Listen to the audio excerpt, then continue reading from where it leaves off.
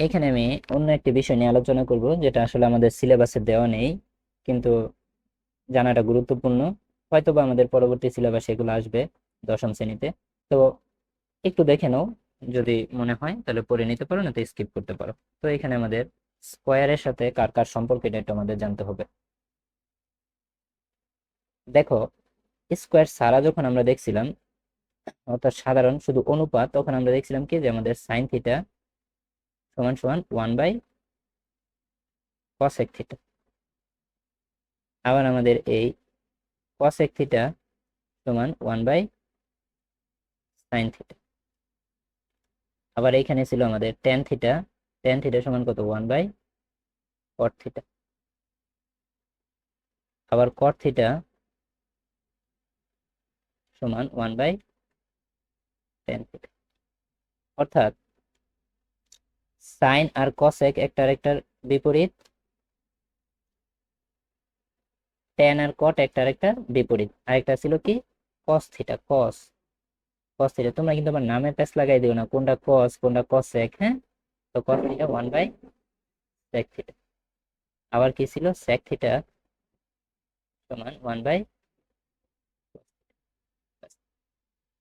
তাহলে এইখানে আমাদের সাইনের সাথে কসেকের বিপরীত সম্পর্ক ছিল, টেনের সাথে কটের বিপরীত সম্পর্ক ছিল, কজের সাথে সেকের বিপরীত সম্পর্ক ছিল।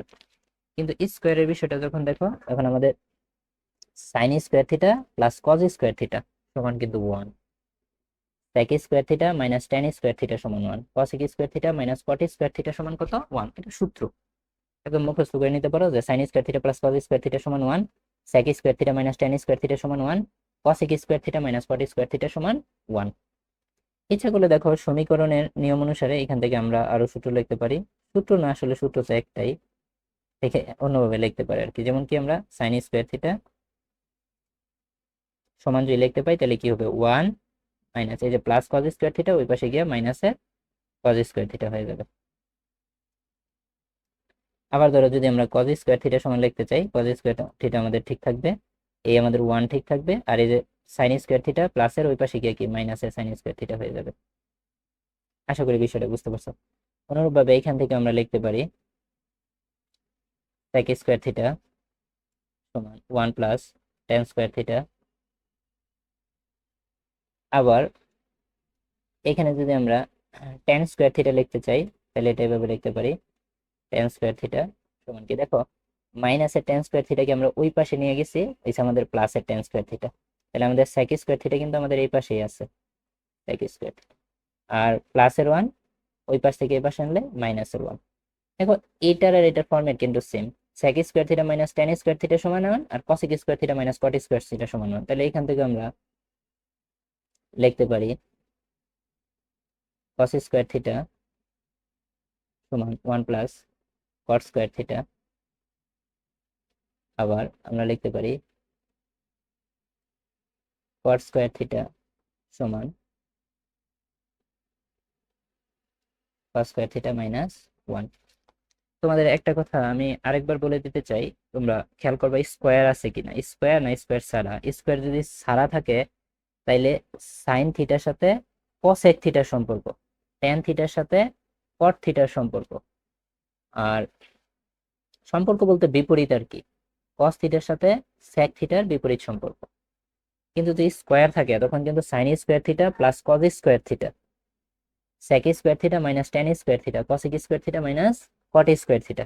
এখন আমি ধরো আমার অনেক পুরান কারিকুলামের বাচ্চা কাচ্চা আছে, তাদেরকে যখন আমি প্রশ্ন করি যে আসলে সাইন স্কোয়ার থিটা সমান কি, তখন সে বলে দিল 1 প্লাস টেন স্কোয়ার থিটা। আসলে সাইন স্কোয়ারের সাথে তো টেন স্কোয়ারের কোনো সম্পর্কই নেই, এই সূত্র তো আসলে বলার অর্থই আসে না। তার মানে বোঝা যায় যে আসলে তুমি পড়ার সময় বুঝে পড়ো না, বা কিছুই বুঝো না। এই জন্য সূত্র বলার সময় হ্যাঁ তুমি সাইন স্কোয়ার থিটা সমান 1 প্লাস কজ স্কোয়ার থিটা বলতে পারো, তো মোটামুটি মেনে নেওয়া যায়, না হইলো যে না সাইনের সাথে সে কজের সম্পর্কটাই বলছে। তো এখান থেকে আমরা আরেকটু আলোচনা করতে চাই, তোমরা একটু বোঝার চেষ্টা করো। ধরো আমি লিখতে চাই সাইন স্কোয়ার থিটা, এটাকে ইচ্ছা করলে কিন্তু আমি সাইন থিটা হোল স্কোয়ার লিখতে পারবো, দুইটা একই কথা। তাহলে ধরো আমি সাইন কিউব থিটা, এটাকে ইচ্ছা করলে আমি সাইন থিটা হোল কিউব লিখতে পারবো। যেমন ধরো আমি যদি তোমাকে একটা অঙ্ক দেই, যে sine square theta plus cos square theta সমান 1, এটা তুমি প্রমাণ করো। হ্যাঁ, এটা তুমি প্রমাণ করো।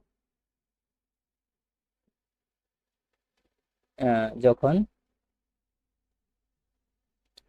থিটা সমান 45 ডিগ্রি, ধরো আমি এটা বলে দিলাম, যখন যে sine square theta plus cos square theta সমান 1, এটা তুমি প্রমাণ করো যখন থিটা সমান কত 45 ডিগ্রি, তখন তুমি কিন্তু ইজিলি এটা লিখতে পারবা কিভাবে, যে এই যে সাইন থিটার জায়গায় তুমি 45 ডিগ্রি দিয়ে এটাকে তুমি কি হোল স্কোয়ার দিয়ে দিতে পারবা, প্লাস এটা কস থিটার জায়গায় 45 ডিগ্রি দিয়ে তুমি কি হোল স্কোয়ার দিতে পারবা, ওয়ান সমান কি 1 দিতে পারবা। এখন কিন্তু তুমি এটা চাইলে তুমি খুব ইজিলি এটার ক্যালকুলেশনটা করতে পারবা। ঠিক আছে, এটার ক্যালকুলেশন করতে পারবো, যেমন কি সাইন 45 ডিগ্রির মান হলো 1/√2 স্কোয়ার স্কোয়ার, প্লাস কস 45 ডিগ্রির মান কত 1/√2, সরি 1/√2 স্কোয়ার সমান সমান কত 1। তাহলে সরি, তো এখানে কিন্তু 1/√2 কে কি আমরা 1/2 লিখতে পারি, প্লাস 1/2 লিখতে পারি। ঠিক আছে, বর্গ উঠাই দিলে আর কি, এটা তোমরা জানো। তা তোমরা বুঝতেই পারতেছো, হাফ আর হাফ যোগ করলে কত হবে 1 হবে। এটা প্রমাণ হয়ে গেল আর কি। ঠিক আছে, তো এই ক্ষেত্রে আমাদের এটা একটু কাজে লাগতে পারে, একটু দেখে নিতে পারো, যদি কঠিন লাগে তাহলে স্কিপ করতে পারো।